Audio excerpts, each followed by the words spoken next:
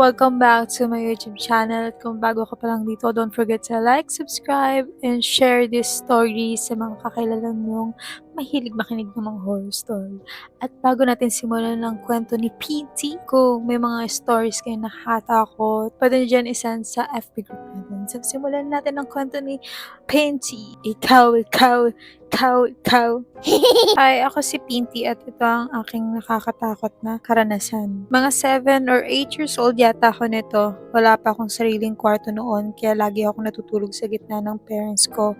Si mama sa kanan, si papa naman sa kaliwa ko. Yung maliit naming kwarto may extension na parang terrace. Nahiwalay lang siya ng screen door, glass door, at curtain blinds. May ugali kasi kaming mag-iwan ng ilaw na nakabukas sa gabi. Ayaw namin o baka ako lang ng sobrang dilim. Isang gabi, nagising ako bandang 1:00 ng madaling araw. Tinignan ko pa talaga yung orasan na nakasabit malapit sa kisame. Pagmulat ko, nakita ko si mama nakaupo sa gilid ng kama, nakaharap sa terrace. Hindi naman ako nagtaka agad. Actually, ilang beses ko na siyang aabutang ganun dati. Kapag may iniisip siya o may problema, minsan tulala lang siya sa terrace. Minsan lumalabas pa nga para umupo at magmuni-muni. Kaya mahina ko siyang tinawag. Walang sagot. Diretso lang ang tingin niya sa terrace. Umupo ako ng kaunti at tinawag ulit siya. Doon biglang nag-click sa utak ko. Naka-aircon pala kami noong gabing yun. Ibig sabihin, sarado ang screen door, sarado ang glass door, at nakababa ang curtain blinds. Walang kahit anong makikita sa terrace.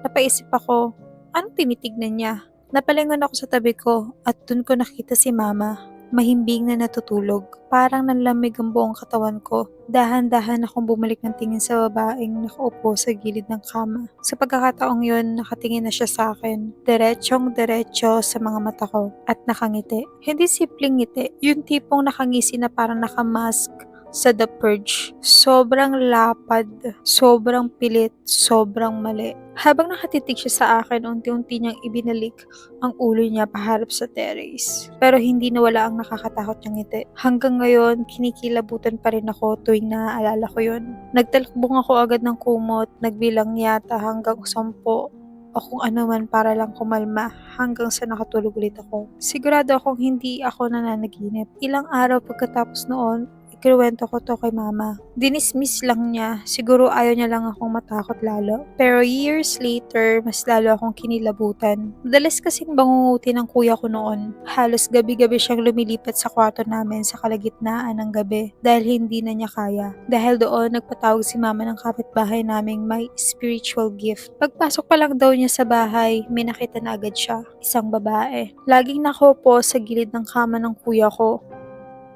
Pinagdasal niya ang bahay namin at pinagawa kami ng kung ano-anong prayers. May offering pa nga kaming ginawa kung tama ang pagkakaalala ko. Senior Pedro, chicken at kandila pa yata yun. Hanggang ngayon, natatawa ko kapag naalala ko yun. Pero nung nangyayari pa lang, wala talagang nakakatawa. Bonus story. Simula bata pa ako, sobrang dalas ko na magkaroon ng sleep paralysis. Yung tipong gising na ang isip mo pero hindi ka makagalaw o makapagsalita. Habang tumatagal, nasasanay na rin ako. Pero nung college, lumala ito. May panahon na naging parang inception yung sleep paralysis ko. Akala ko nagising na ako tapos bigla akong mapaparalisa ulit. Tapos magigising na naman. Paralysis ulit. Paulit-ulit, pero panaginip lang pala ang lahat. Pinaka natatakot ako sa isang gabi na sobrang haba ng nangyari. Tahimik ang buong kwarto. Madilim pero may konting liwanag na galing sa street lights sa terrace. Kami lang ni mama ang natutulog.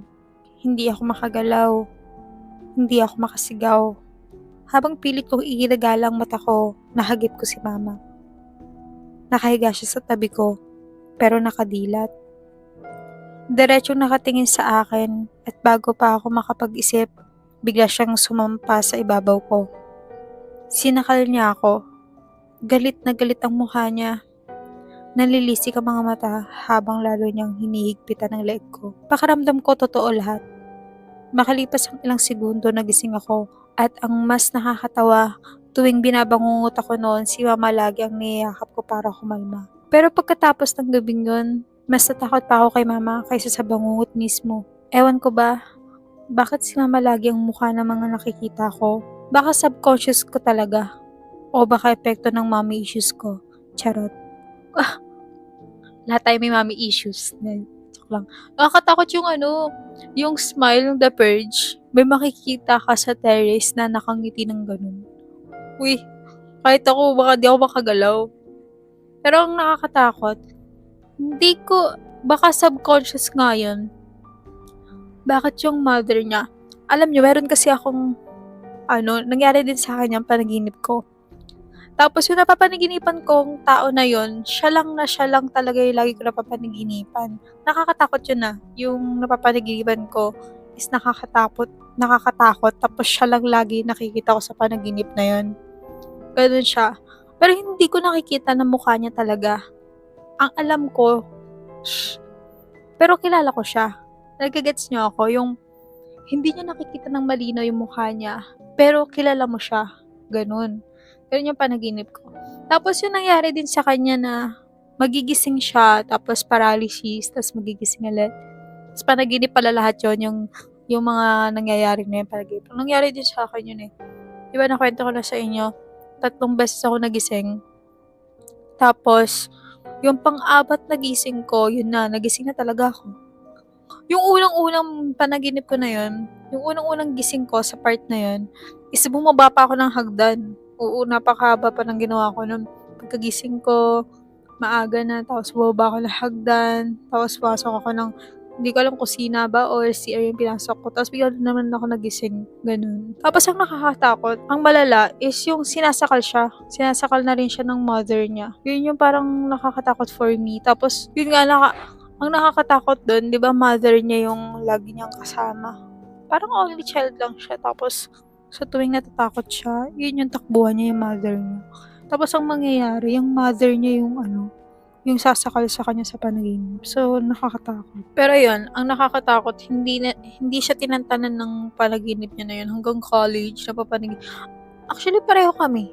Nung nag-college na ako, may mga moments na panaginip ko, ganun, bumabalik pa rin ako sa panaginip na yun. Ang weird nga ng mga panaginip ko. Pero sabi nila, ikaw lang daw talaga gumagawa ng panaginip mo. Ikaw gumagawa ng story sa mind mo. Kasi ako, ganun din akong panaginip. Pareho kami. So, yan. Kung may mga ganun kayong story, send nyo lang dyan sa FB group natin. Or di kaya may mga thoughts kayo, i-comment nyo lang dyan sa comment section. So, yun. XOXO. Bye-bye!